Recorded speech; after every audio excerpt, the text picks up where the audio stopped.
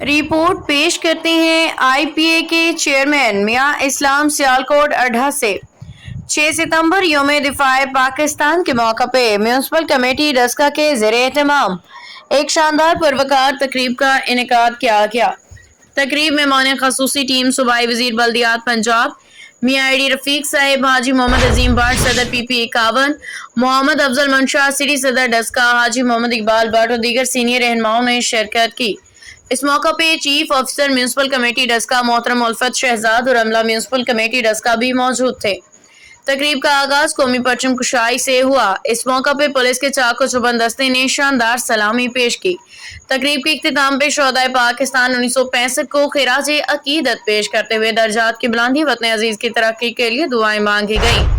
بعدازاں شہدائے پاکستان 1965 کے عظیم قربانیاں دینے والوں کے مزار پہ حاضری دی، پھولوں کے گلدستے ہاتھ چڑھائے، شہداء کے درجات کی بلندی کے لیے خصوصی دعا کی۔